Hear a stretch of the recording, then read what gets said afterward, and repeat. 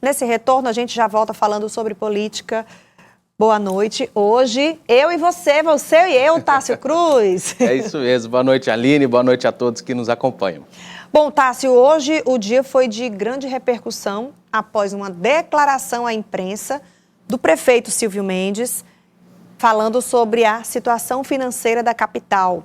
Todos os dias ele sempre fala algo em relação a isso, mas hoje ele revelou que essa situação é ainda mais grave do que se imaginava. Segundo ele, a prefeitura enfrenta um desequilíbrio fiscal profundo com a descoberta de dívidas que somam quase R$1 bilhão. Uma dívida de 500 milhões e outra ainda maior. Vamos ouvi-lo. Deixa eu adiantar. O que se noticiava das dificuldades de orçamento e financeiro da prefeitura são muito maiores do que você poderia imaginar, do que eu imaginava. Então, tomei várias medidas, vocês são sabedores disso, com extinção de 5 secretarias, redução de cargos comissionados e outras medidas de contenção de despesa. Não foram suficientes, não foram. Nós estamos ainda com desequilíbrio fiscal, seja orçamentário, seja financeiro, e é preciso tomar muitas medidas duras, que eu não gostaria de tomar, mas são. Por quê? Porque já foi identificado nesse período uma dívida já identificada de quase R$500 milhões e tem uma outra maior do que isso, que remete para uma dívida total de mais de R$1 bilhão. Nós mandamos os processos para o Tribunal de Contas, muitos não merecem serem pagos, mas nós vamos ter que aguardar a manifestação do Tribunal de Contas para pagar aquilo que for correto, e o que não for correto, naturalmente, não se paga.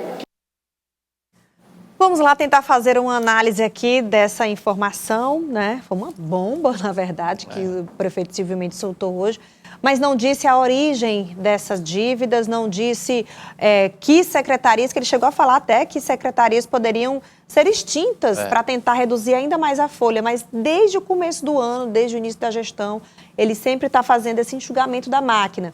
Agora, que dívidas seriam essas, né? Acho que muitos fornecedores, né, Aline? A gente tem muitas dificuldades com fornecedores da saúde, fornecedores da educação, e desde o início da gestão o prefeito tentou chamar esses fornecedores e, a partir desse diálogo, tentar repactuar ali algumas dívidas, algumas situações. Mas, Aline, a gente precisa se ater aos números, porque o que o prefeito fala é muito grave. A gente teve, o ano passado, um orçamento de pouco mais de R$5 bilhões da capital. 1 bilhão de dívidas representa aí quase 1/5 de todo o orçamento, ou seja, é muito grave que a gente tenha a prefeitura com uma dívida tão alta, com um orçamento tão estrangulado. A gente já teve no início da gestão um choque e a fusão de várias secretarias, extinções de outras secretarias, e a gente fica até em dúvida a essa altura, Aline, onde poderia ser reduzido, quais secretarias poderiam ser extintas ou aderidas a outras, agregadas a outras. Então, há uma situação grave, a prefeitura deve, nos próximos dias, expor de forma mais clara quais dívidas são estas, de onde está saindo todo esse montante que o prefeito fala, porque, como ele já vem tratando desde o início, se ele não levar ao Tribunal de Contas, se ele não levar à Corte Judiciária, ele estaria cometendo o ato de quase prevaricação, e isso ele já disse que não vai fazer. Então, ele tem feito essas denúncias, apresentou os processos ao TCE, ele já falou mais de 3.000 processos, então é algo que ele deve vir a público com mais detalhes, a Procuradoria do município, a Secretaria de Finanças, para esclarecer, mas a situação é grave, porque, como eu disse, é quase, se a gente separar aí o orçamento de 12 meses, é quase 3 meses de orçamento da prefeitura só com dívidas, porque ultrapassa R$1 bilhão. Mesmo assim, ele vem priorizando o pagamento dos servidores, por exemplo, né? Isso, ainda assim, conseguiu antecipar o pagamento dos servidores na semana passada, né, o salário que seria pago esta semana, e tem tentado não estrangular o orçamento que já estava destinado a obras. Ele já revelou que não pretende aumentar impostos, mas ainda assim vai precisar aumentar essa arrecadação para tentar suprir e fazer o pagamento dessa dívida, que deve ser repactuada, dividida em várias parcelas juntos a esses servidores. Mas, se houver algum ilícito que foi cometido no acúmulo dessas dívidas, ele já deixou claro que vai buscar a justiça para punir os devidos responsáveis. E essas medidas foram discutidas em uma reunião que ele fez hoje à tarde na Prefeitura de Teresina. Isso mesmo, Aline. A gente estava lá, a nossa equipe foi até a Prefeitura, tentou falar com o prefeito sobre essa reunião.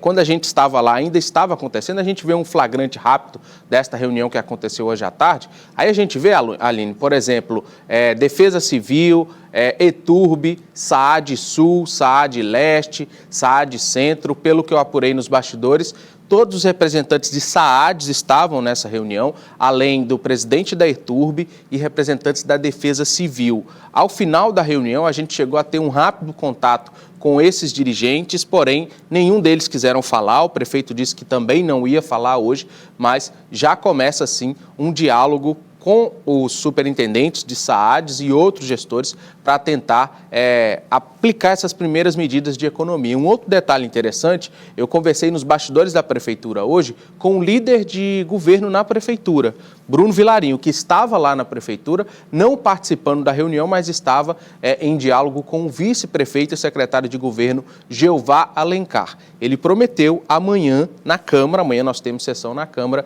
trazer mais detalhes, expor mais informações e amanhã, claro, ao longo da nossa programação, vamos conversar e tratar sobre esses detalhes também na Câmara, já que toda alteração mais profunda que for feita terá que ser encaminhado para os vereadores apreciarem.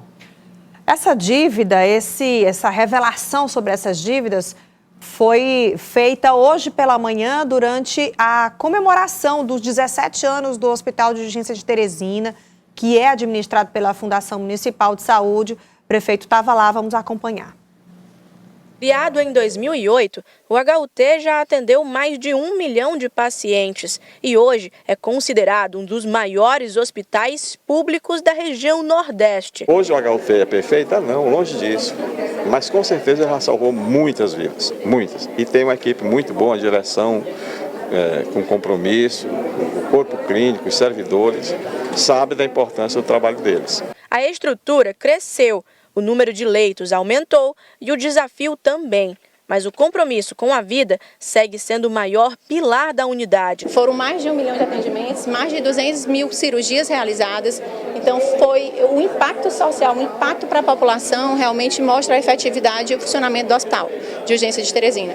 A gente segue avançando na tentativa de trazer realmente para a população o melhor atendimento possível, atendimento mais humanizado e pautado na excelência, com a segurança do paciente realmente sendo uma das nossas novas metodologias adotadas. Ainda que a contenção de gastos seja uma realidade para o Hospital de Urgência de Teresina, ainda assim a prioridade é que os atendimentos continuem sendo realizados em alta, média e baixa complexidade, atendendo não somente Teresina, mas como todos os municípios do estado e até outras regiões do país. A contenção de gastos ela se faz necessária porque os custos são muito altos, mas a gente está buscando estratégias de fazer melhorias de fluxos internos para que a gente continue mantendo a mesma quantidade do atendimento com qualidade e que a gente consiga reduzir as despesas que são necessárias, os custos que são necessários. Revisar contratos, fazer uma dispensação mais racional de medicamentos e materiais. Então, são estruturas que são protocolos e perfis que a gente está tendo alinhamento de fluxo dentro da instituição para que isso aconteça. O Hospital de Urgência de Teresina, que inclusive é um dos que geraram o maior número de dívidas do município. Um déficit de, como o prefeito sempre fala, cerca de 20 milhões de reais por mês. Se multiplicarmos aí por 12, dá algo em torno de 240 milhões de reais por ano. E nos bastidores, Aline, já está se chamando carinhosamente Hospital de Urgência do Piauí. Nós tivemos um balanço agora publicado, cerca da metade praticamente dos atendidos no Hospital de Urgência de Teresina não são de Teresina, ou seja, tem mostrado esse volume que vem de outros municípios, de outras cidades aqui da região metropolitana e do interior, e esse é um dos motivos apontados pela Prefeitura para gerar esse déficit tão grande do HUT, que tem sido discutido, tem avançado no Ministério da Saúde, junto ao Governo do Estado, um diálogo para melhorar o custeio, a forma de custear esse Hospital de Urgência de Teresina, que tantas vidas salvam diretamente aqui na capital. Bom, vamos falar agora de uma visita ministerial aqui para o Piauí, O governador Rafael Fonteles recebeu o ministro dos Portos e Aeroportos, Silvio Costa Filho. Eles inauguraram obras importantes no litoral do Piauí, a reforma do Aeroporto Internacional de Parnaíba, a sede administrativa e o cais do Porto Piauí. As entregas fazem parte de um conjunto de investimentos que buscam potencializar o turismo e o escoamento da produção, a integração do Piauí com outros estados, com outros países também, né? Isso mesmo, Aline. O governador sempre vem falando que um porto você não inaugura em uma etapa, né? São várias etapas, e por isso mais uma etapa importante hoje sendo inaugurada pelo ministro. Outro anúncio muito importante, a retomada dos voos, né? Enfim, Parnaíba volta a ter voos comerciais, dessa vez para Fortaleza. É uma medida importante, já que a população do litoral clamava, né, para que o aeroporto tivesse essa possibilidade, e o governador e o ministro, mais uma vez. Eu me lembro que o ministro esteve recentemente aqui no aeroporto de Teresina, quando foi inaugurada a reforma, e agora também visitando o nosso litoral. O governador Rafael Fonteles falou sobre a importância da reforma deste aeroporto. Aqui nesse aeroporto foram investidos mais de 30 milhões de reais a partir de uma PPP do governo do estado com o governo federal, com a anuência, a delegação do governo federal. E o mais importante não é o aeroporto, são a volta dos voos para Parnaíba. E já temos essa notícia de hoje da Latam e em breve teremos notícias de outras companhias aéreas com novas rotas aqui para Parnaíba, que é a capital da Rota das Emoções. Lembrei também da rota de uma que acabou acabando, né? Que é para São Raimundo Nonato. Sim, São Raimundo Nonato para Pernambuco. Tivemos, infelizmente, a redução dos voos aqui de Teresina. Teve um episódio interessante, Aline. Os amigos de Minas vieram fazer a Rota das Emoções. Só que chegaram por Fortaleza e voltaram por São Luís. Deram uma volta danada. A capital, como disse o governador da Rota das Emoções, é Parnaíba, mas eles percorreram toda essa distância de ônibus e de van, porque não tinham opção de voos direto de Parnaíba. Então, agora, tendo essa opção, fica mais fácil para que os turistas possam chegar e conhecer as belezas do nosso litoral. E o ministro falou sobre a importância desse aeroporto para o desenvolvimento do turismo na região. Esse aeroporto entrega à população investimentos de mais de 25 milhões de reais, um aeroporto boutique que vai ajudar muito no desenvolvimento do turismo na região. E vocês sabem a importância do turismo para a economia regional, tendo em vista que a cada 4 turistas que chegam à cidade é um emprego que é gerado. Então essa pauta de hoje é um olhar para o presente, mas sobretudo para o futuro do Piauí, estruturando a infraestrutura e sobretudo trabalhando para a geração de oportunidades aqui do povo do estado. Bom, então é isso, é importante que tenha essas etapas sim, mas é importante a reativação desses voos e anúncio de novos também, sim, né? sem dúvida. Quanto mais rotas você tiver, Aline, mais turistas podem chegar, mais produtos, mais mercadorias, mais desenvolvimento pode chegar ao nosso estado. Então, fundamental a estruturação de rotas em Parnaíba, quem sabe a de São Raimundo Nonato voltar a operar, aqui em Teresina também o aumento da opção de voos para mais destinos, então é fundamental.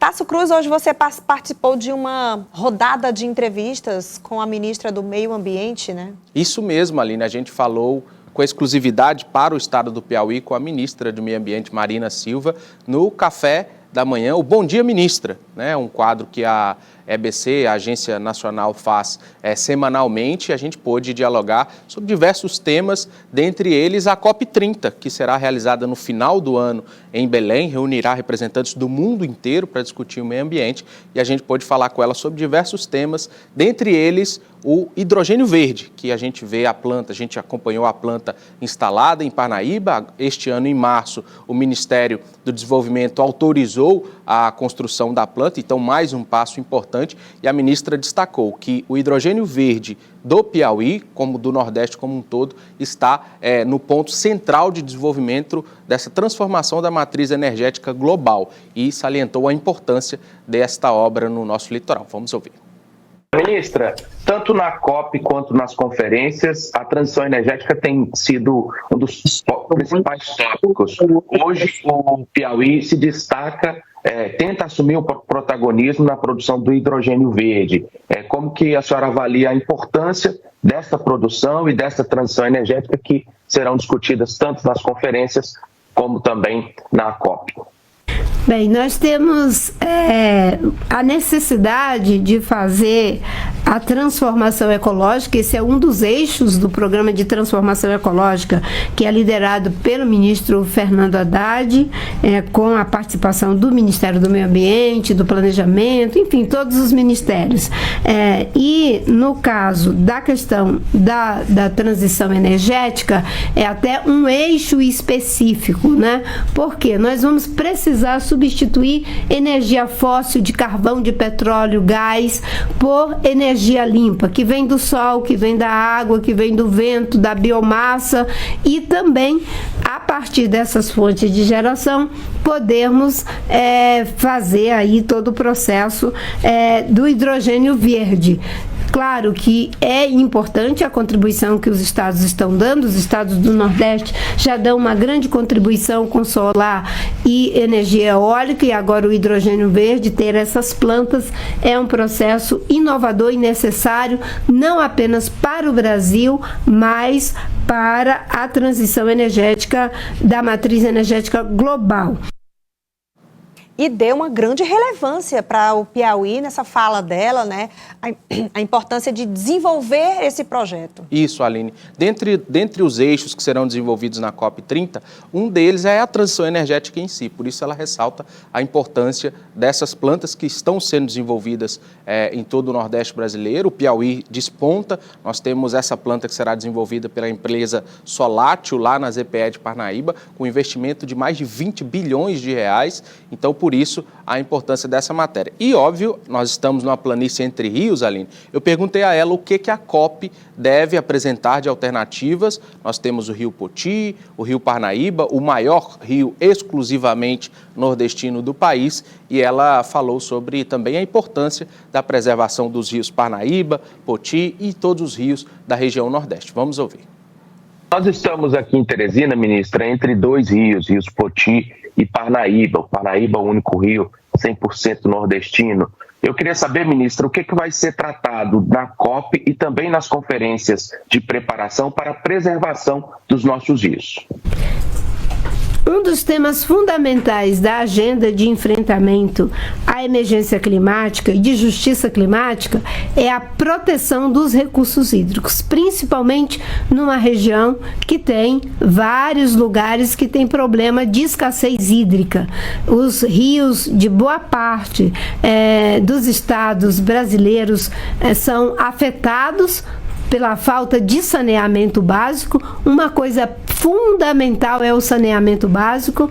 Com certeza vieram propostas dos estados para essa agenda de recursos hídricos, e elas serão aprofundadas dentro da conferência. Nós temos um Plano Nacional de Recursos Hídricos, temos uma Agência Nacional de Águas, o Ministério do Meio Ambiente tem um departamento para recursos hídricos. O Ministério da Integração Regional é responsável hoje pela agenda de revitalização e de saneamento básico, também o Ministério das Cidades, e todos eles estarão participando da conferência, e com certeza sairemos da conferência reforçando as propostas que já estão sendo feitas e apresentando outras.